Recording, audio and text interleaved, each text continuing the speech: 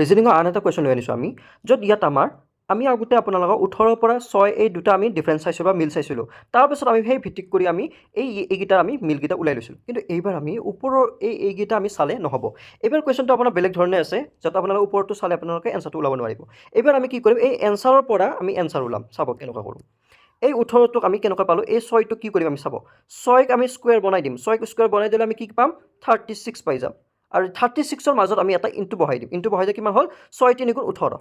18টো আমি এনেধৰণে পাই গ'লোঁ। এই 18টোক আমি এনেধৰণে পাই গ'লোঁ। ঠিক আছে, তাৰপাছত আমি ইয়াত আমি কি বহাম এইটো আমি চাম। তো 10ক বহাব লাগে, 10ৰ লগত মিল আনিব লাগিলে আমি এই এনচাৰৰ পৰা যিকোনো এটা ল'ম। ঠিক আছে, আমি এটা কাম কৰোঁ, অপশ্যন এটো লৈ লওঁ, আমি 5টো লৈ লওঁ। তো 5ক আমি ঠিক তেনেদৰে চেম প্ৰচেছ, 5ক আমি স্কুৱেৰ বনাই দিলোঁ। স্কুৱেৰ বনাই দিলে 25, 5 গুণ 25 হৈ গ'ল। 25ৰ মাজত আমি এটা ইনটু এটা সোমাই দিম। সোমাই দিয়াৰ লগে লগে ইয়াতে আমি কি হয়, 5 2 গুণ 10। 10, এই 10টো ওলাই গ'ল। তো তাৰ মানে কি হ'ব, মানে আমাৰ ইয়াতে 5 হ'ব, 5 ইয়াতে আমাৰ 5 হ'ব। তো ইয়াতে শুদ্ধটো অপশ্যন এ কাৰেক্ট এনচাৰ। তো এনেকুৱা ধৰণে মেথড ইউজ কৰি আপোনালোকে এনেকুৱা ৰিজনিং পালে এনেকুৱা ধৰণৰ মেথড ইউজ কৰি আপোনালোকে এনচাৰ ওলাব পাৰিব। ভিডিঅ'টো ভাল লাগিলে লাইক কৰিব আৰু চেনেলটো ছাবস্ক্ৰাইব কৰিব।